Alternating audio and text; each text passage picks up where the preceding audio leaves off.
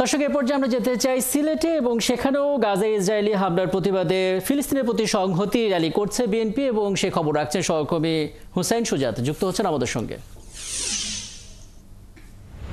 সুজাত, BNP rally বলা হলেও সেখানে সর্বস্তরের মানুষের উপস্থিতি আমরা দেখলাম এবং প্রত্যেকে জায়গা থেকে আসলে প্রতিবাদ করছেন। বিএনপি নেতারা কি বলছেন, সাধারণ মানুষ কি বলছেন এবং র্যালিটা কোন পর্যায়ে আছে এখন এই মুহূর্তে?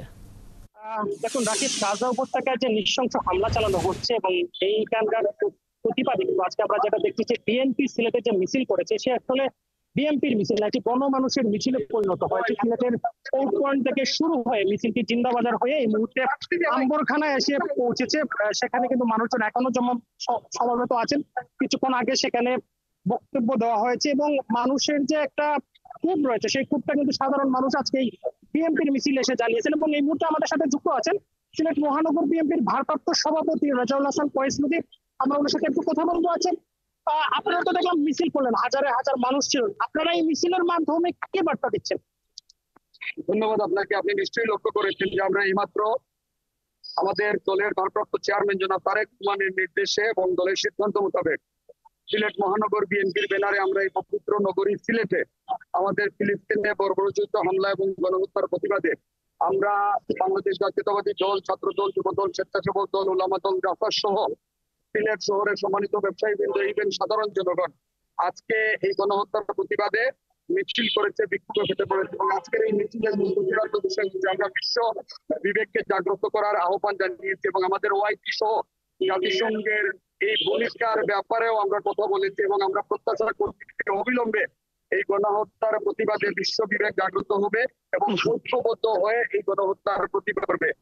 আমরা বলি বিগত এভাবে বাংলাদেশের মানুষ এবং এই বিশেষ সিলেটের মানুষ সকল নির্যাতন নিপীড়নের বিরুদ্ধে আমাদের দলের ভারপ্রাপ্ত চেয়ারম্যানের নির্দেশনায় আন্দোলনে ঝাঁপিয়ে পড়েছিল।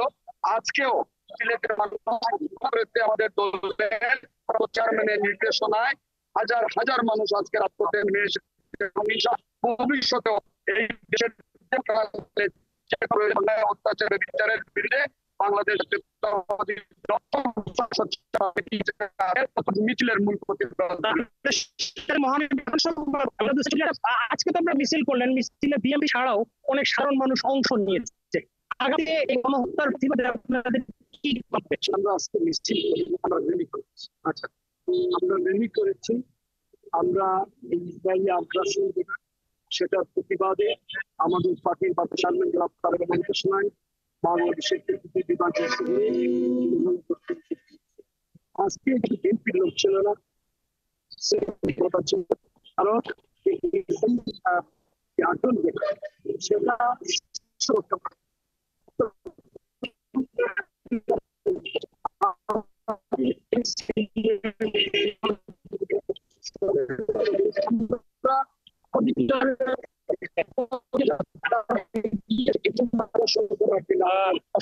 অসংখ্য ধন্যবাদ।